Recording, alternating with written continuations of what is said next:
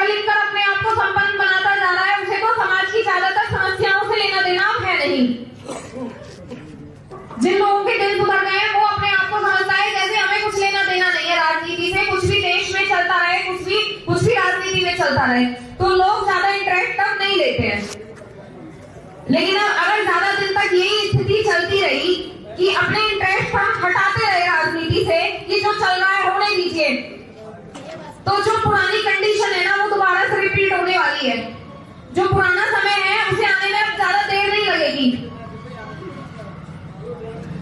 तो अब वो समय आ गया है कि अब एक व्यक्ति जाग गया है तो उसे कम से कम 10-20 लोगों को जगा देना चाहिए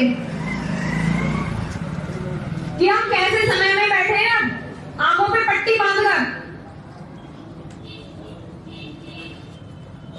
तो यहाँ जो हमारा बहुजन समाज पार्टी का जो एक सबसे पहला मैसेज है शिक्षित और संगठित होने का। शिक्षा लगभग आपकी जीवन की 80% समस्याओं को दूर कर देती है और संगठन है वो आपको हर तरह से मजबूती देता है, हर स्तर पर आपको मजबूत बनाता है। तो यदि हम किसी भी तरह से मजबूत होने की बात करते हैं तो वहां घूम फिरकर बात आती है राजनीतिक रूप से मजबूत होने पर, क्योंकि जब तक राजनीतिक रूप से हम मजबूत नहीं होंगे तो सामाजिक रूप से भी मजबूत नहीं हो पाएंगे। तो हम या आप या कोई भी व्यक्ति है किसी भी जाति प्रांति का सामाजिक रूप से मजबूत होना है तो राजनीति का तो हिस्सा आपको ही है। हर किसी को अपनी सहभागिता इसमें दिखानी है। हमारे जितने भी महापुरुष हुए हैं, जितने भी समाज सुधारक हुए हैं, जिन्होंने हमें अब तक लड़ाई लड़ लड़के इस स्थान पर पहुंचा दिया है कि आज हम यहाँ पर खुलकर अपने विचारों को आपके सामने रख रहे हैं। आप अपनी खुलकर समस्या किसी को भी साझा कर सकते हैं। तो ये दिन ऐसे ही नहीं आए, इसके लिए बहुत बड़ी लड़ाई समाज के उन महापुरुषों ने लड़ी है। आज का जैसे हमारा समय आ रहा है, इस समय को लाने के लिए आज ये बड़े बड़े मकान, गले में सोने की चेन, अच्छे सूट बूट में जो हम नजर आ रहे हैं ना, तो इसके पीछे बहुत बड़ी एक लड़ाई है। उस लड़ाई को लड़ने की जो शुरुआत की बाबा साहब अम्बेडकर ने की, साउथ में पेरियार रामास्वामी जी ने की, मां सावित्रीबाई फुले ने की, मान्यवर साहब ने राजनीतिक रूप से हमको मजबूत बनाने के लिए एक मुख्य धारा में जो गरीबों को जोड़ने का काम किया वो मान्यवर साहब ने किया। बहन जी को अपने साथ रखकर उनकी प्रतिभा को पहचाना। तो जब तक हम अपना लड़ाई लड़ने के लिए कदम नहीं बढ़ाएंगे तो क्या हम उस लड़ाई में जीत पाएंगे? ये लड़ाई हमारी पहले तो किसी धर्म से नहीं है, किसी जाति से नहीं है। ये लड़ाई है, मैं इतना क्लियर कर देती हूँ, ये लड़ाई हमारी उस सामाजिक व्यवस्था से है जहाँ एक वर्ग तो खूब अच्छे से रह रहा, खा रहा पी रहा है, और एक वर्ग ऐसा है जो अपनी मूलभूत सुविधाओं के लिए भी परेशानी से इधर उधर भटक रहा है। तो ये वो लड़ाई है, ये धर्म की लड़ाई नहीं है, ये सामाजिक न्याय की लड़ाई है, सामाजिक समानता की लड़ाई है। और इस लड़ाई में बिना हथियार के हमको लड़ना पड़ेगा। हथियार से इस जंग को नहीं जीतना है, हमको इस जंग को जीतना है हमें अपने वोट बैंक को बढ़ाकर, अपने संगठन को मजबूत बनाकर। और संगठन कैसे मजबूत बनेगा? सामाजिक भाईचारे से, सामाजिक सद्भावना से।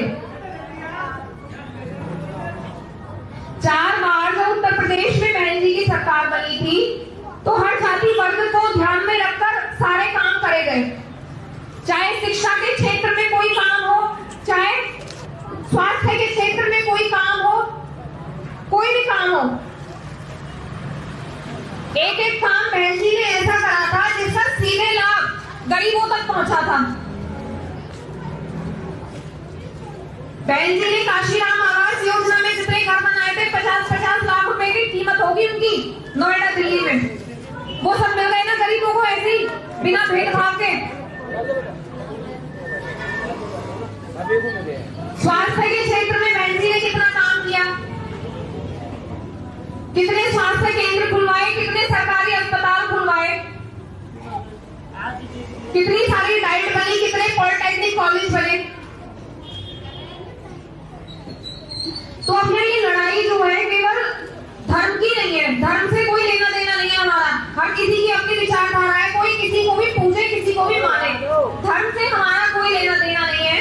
ये लड़ाई जो है ना, ये लड़ाई केवल एक विचारधारा की है। ये लड़ाई है सामाजिक बराबरी की, जहां हर व्यक्ति ऊंच नीच का भेदभाव करे बिना सब लोग एक साथ मिलकर रह सकें, ऐसे समाज को बनाने की लड़ाई है ये।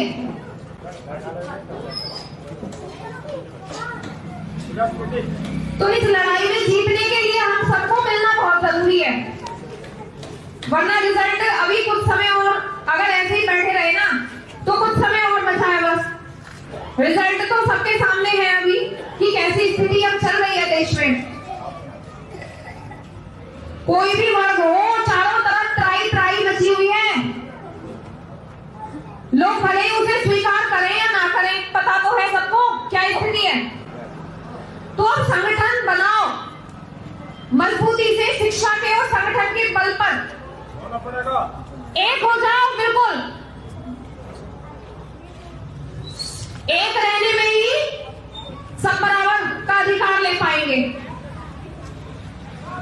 अगर सब डरेंगे, सब घरों में घुसकर ऐसे ही रहेंगे, तो हम इस लड़ाई में कभी कामयाब नहीं हो पाएंगे। और इस लड़ाई में जीतने के लिए यदि किसी आपके साथ कुछ बुरा हो रहा है तो ये ना समझिए आपको उसके साथ बिल्कुल ऐसे ही सामने वाला व्यक्ति ईंट उठा रहा है आप पे, तो आप भी ईंट उठाओ। नहीं, कानून का सहारा लो, शिक्षा के बल पर आगे जाओ। कानून सबके साथ है, पहले भी था और आज भी है। बाबा साहब ने जो संविधान लिखा है ना, वो बहुत सोच समझकर रणनीति बनाकर लिख दिया था। अगर कोई व्यक्ति गलत है तो गलत को सजा मिलेगी, कानून द्वारा मिलेगी। तुम सजा देने वाले कोई नहीं हो। तुम्हारा काम है केवल समाज में संगठन को मजबूत बनाना, शिक्षित बनना, और गलत को सजा देने के लिए कानून है। हम सब अगर संगठित हो जाए ना, तो कौन है जो हमारी एफआईआर ना, कोई है जहां हमारी सुनवाई ना हो। अभी बुलंदशहर में और आसपास मेरठ में कितने दंगे हो रहे हैं गरीबों के साथ। भाई शोषण जो है वो किसी धन्ना सेठ के साथ नहीं होता। कभी अमीर का शोषण हुआ है? जो गरीब है ना, शोषित है, धमकाया, डराया, पीटा उसे जाता है, क्योंकि वो झेल लेता है। तो अपने अंदर ऐसी ताकत पैदा करो कि हम गलत का साथ कभी नहीं देंगे, गलत चीज बर्दाश्त कभी नहीं करेंगे, उसके लिए आवाज उठाएंगे, संगठित होकर, मजबूत होकर, और कानून का सहारा लेंगे। अरे अकेले व्यक्ति में भले ही दम ना हो, लेकिन जब 10 लोग इकट्ठे होकर जाएंगे तब तो दम नजर आएगा सामने वाले लोगों को। तो किसी में है इतनी हिम्मत जो आपकी सुनवाई ना करे?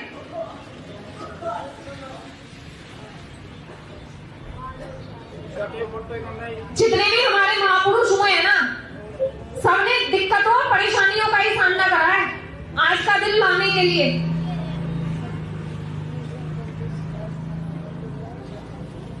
शिक्षा से तो अपने आप को अलग रखना ही नहीं है। शिक्षा के बल पर ही तुम राजा बनोगे और तुम्हें ताकत मिल पाएगी। अपनी मतदान की शक्ति पहचान कर ही जो सत्ता की चाबी है ना, वो तुम्हारे हाथ में आएगी। शिक्षित बनो नहीं, जिस दिन मतदान हो ये कह दो कि हमें क्या मतलब है, कोई खाने के लिए नहीं दे रहा। तो ये लड़ाई खाने की नहीं है, खाना कमाना तो हमें खुद को है। ये लड़ाई है सामाजिक न्याय की, समानता की।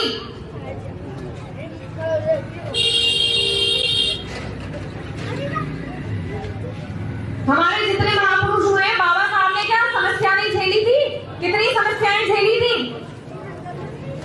माँ सावित्रीबाई फूले ने जब शिक्षा खुद पढ़ी 9 साल की उम्र में, 9 साल की उम्र में उनकी शादी हुई। 17 साल की उम्र में उन्होंने ये डिसाइड कर लिया कि मैं टीचर बनूंगी। जैसे मैं पढ़ी हूँ ना, वैसे ही समाज में हर लड़की को पढ़ाऊंगी। स्कूल खोलने का डिसीजन लिया। 17-16 साल के बच्चे बहुत बड़े नहीं होते हैं। तो जब पढ़ाने के लिए जाती थी, लोग कूड़ा ये पढ़ेगी तो समाज में सवाल करने की प्रवृत्ति पैदा होगी, महिलाएं सिर उठाएंगी। तो शिक्षा से तो अच्छे अच्छे लोगों की हवा खराब होती है। जो शिक्षित व्यक्ति है ना, उसके सामने कोई ज्यादा जवान नहीं लड़ाता। और जो संविधान है ना, संविधान का सार ही ये है कि हमको लड़ना नहीं है, हमको तर्क के आधार पर जीतना है। अम्बेडकरवाद क्या है? अम्बेडकरवाद यही है कि तार्किक रूप से हमको मजबूत होना है। हमें अपने समाज में ऐसी शक्ति पैदा करनी है शिक्षा और संगठन के बल पर, जो हमारे समाज को ऐसा मजबूत बनाते हैं, जो सामने वाले से तर्क करना पैदा करते। और समाज में ऐसी स्थिति बन रही है कि स्कूल कॉलेज जब बंद होंगे तो कहां से गरीब की औलाद पढ़ेगी? तुम जितने अनपढ़ रहोगे उनकी बल्ले बल्ले। भाई फायदा किसका है तुम्हारे अनपढ़ रहने से? स्कूल कॉलेज इसलिए बंद हो रहे हैं जिससे कि अनपढ़ों की भीड़ हो देश में। तो क्या अब एक बात बताएंगी मेरी जो बहनें हैं, क्या हमें ऐसी भीड़ का हिस्सा बनना है? यूपी के अंदर कितने स्कूल सरकारी स्कूल इन्वॉल्वमेंट करती है, देखो अपने फोन में देख लो।